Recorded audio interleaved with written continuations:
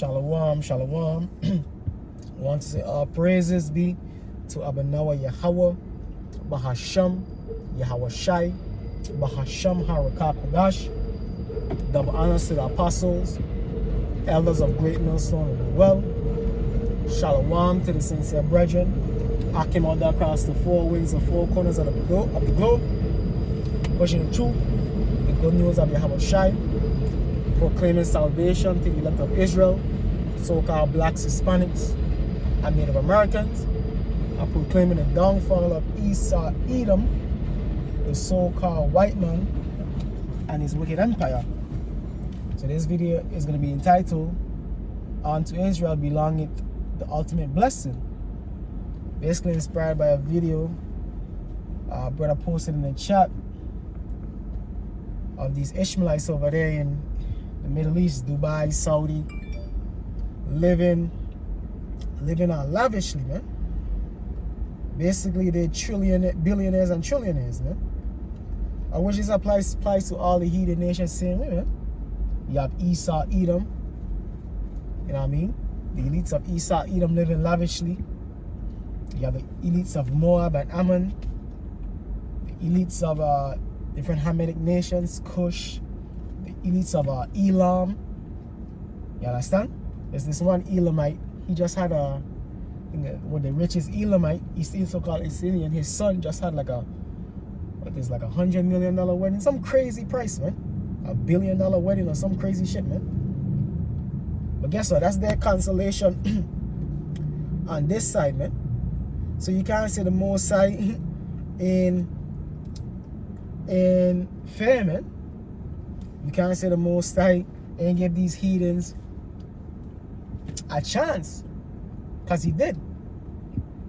So this is the book of Deuteronomy chapter 7 verse 6. But guess what? Ultimately, the ultimate blessing is going to come on to us, man. We're going to show these heathens how to live in righteousness, because they live in wickedness, man. They're living in wickedness, because guess what? They allow these different IG models to come over there, and they do all kind of defiling things to them, man. Unbeknownst things to them, man. Over there in Dubai land, man. Them Ishmaelites. So they're not right. They're worshiping Allah, man. That's not the God of the heaven and earth. And ultimately, they're heathens. This is the book of Deuteronomy chapter 7 verse 6. "For thou art an holy people, separate," this is speaking to the Israelites, "unto the Lord thy power. The Lord thy power hath chosen thee to be a special people unto himself." Come. So we are special people. And yes, according to the scriptures, if you read the scriptures, you will realize that the Lord has a chosen people, and those chosen people are the 12 tribes of Israel, which happen to be you so-called Negroes, Latinos, and Native Americans, so-called today. "Above all people that are upon the face of the earth." Come. So the Israelites are what? Above all people that are upon the face of the earth. So now you got to ask yourself, so what's going on? Why are we on the bottom? Because what? Deuteronomy 28 and 15. We have the curses upon us. But when you understand it, this is for this dispensation, man. But in the world to come, we're gonna have it all, man. In righteousness, righteous glory, man. With the heathens in full-fledged captivity, man. Because that's our promise. That's the promise made to our forefathers. You understand? And that's the promise made to us really before the foundation of the world. So you see these heathens living it up. Even Ezra's, he was lamenting about it in 2 Ezra 6 chapter, the 54th verse down, man. See these heathens that have been reputed as nothing, they over us, man. They're living good. What's going on, Lord? He was lamenting about it. Just like we lament about it today, man. But guess what? We understand, yo, this is only for a time. They're doing anything. Yes, it's vexing. But guess what? We understand, yo, it really is going to make us appreciate the kingdom even more. You understand? Knowing the position that we in, man. Knowing that these heathens had chance to stunt over us, man. You're going to make the kingdom even that much better, man. That much more appreciative at our end. Because guess what? You appreciate things that you work for. Things that you have to suffer and grind for. You went through trials and tribulations for it. You're going to appreciate it more. It's the same with the kingdom. We're going through all this hell, trials, and tribulations. So guess what? We're gonna appreciate it even more so, man. You understand? Highly appreciate it. And we're gonna enjoy it and live it to the fullest, man. We're gonna show these heathens how to live a so-called luxurious lifestyle, man, in righteousness. This is the book of Romans, because that's our promise, that's our birthright. Because when you really analyze this thing, the whole thing, the generations of man, is always about a chosen lineage. From since the time of Adam, it's always about a chosen lineage. A special people, man. Everybody is not equal, man. And that's common sense. Even when you look at the world, man, people are given special talents, special gifts. Just when you deal with sports, you have Jakes that excel. That no matter what you do, you can never reach that Jake's level, man. Just like with righteousness, the Lord bestowed a certain righteousness upon the elect, and no matter what other people can do, they can never reach that level of righteousness, man. It is what it is. It's not of our own doings, but it is of the Lord. You understand? It is of Yahweh Bahasham, Yahweh Shai. Romans chapter 9 verse 3. This is Apostle Paul speaking. For I could wish that myself were accursed from my Mashiach, from my brethren, my kinsmen according to the flesh. So basically, Paul was lamenting about the situation of his people, saying women, how downtrodden and oppressed the Israelites were, man, and are to this day. For I could wish that myself were accursed from Mashiach, for my brethren, my kinsmen, according to the flesh, who are Israelites, to whom pertaineth the adoption, and the glory, and the covenants, and the giving of the law, and the service of the Most High, and the promises. So everything, man, in righteousness is ordained unto the Israelites, whose are the fathers, and of whom, as concerning the flesh, Christ came. So when you see these heathens living it up, hey, so be it. Because this kingdom is coming to an abrupt ending, and you can feel it. Certain moments, I don't know how to express it, but you can foresee the kingdom, man. It's like, damn. You could like envision it, man. You could almost be there. Imagination, man. Hey, imagination is a great thing, man. And it's an even greater thing when your imagination becomes reality, man. And which is going to be the case for us, man. As we imagine the kingdom, well, it's going to be a greater thing when it becomes reality. Romans chapter 9 verse 5.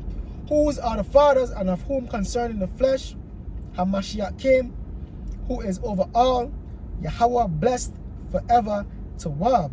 Come. So who has concerning the flesh what? Yahweh Shai came. You understand? Concerning the flesh, Yahweh Shai came, man.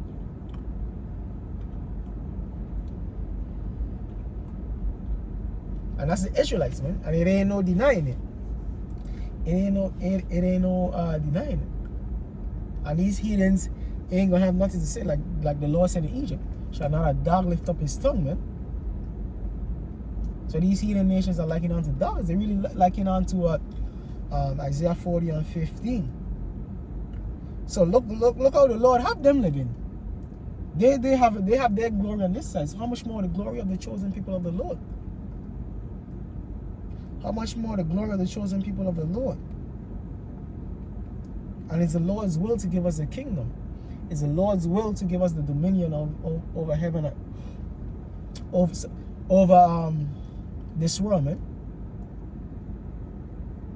We join hands with Yahweh Hashem Yahweh Shai, man. It's the Lord will to bestow us with great things, man. To put us in our heaven of rulership. Isaiah chapter 40 verse 15. Behold, the nations are as a drop of a bucket, and accounted as the small dust of the balance. Behold, he taketh up the earth as a very little thing. Come. So the nations are looked at as what? Nothing, man. A very minuscule, small thing. You understand? Small, man. The nations are small in the scriptures, man. And Israel is most significant.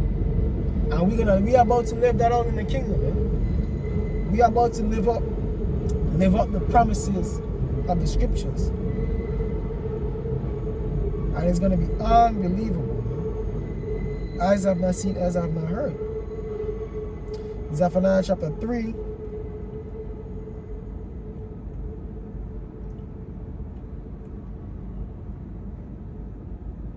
Zephaniah chapter 3 verse 19. Behold, at that time I will undo all that afflict thee, and I will save her that halted, and gather her that was driven out, and I will get them praise and fame in every land where they have been put to shame.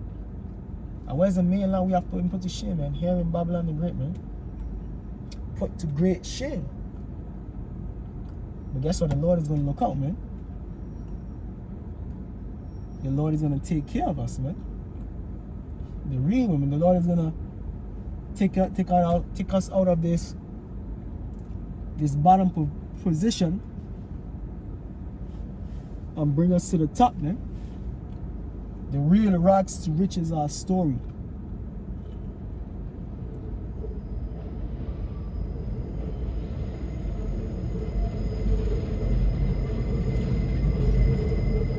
The real rags to riches story.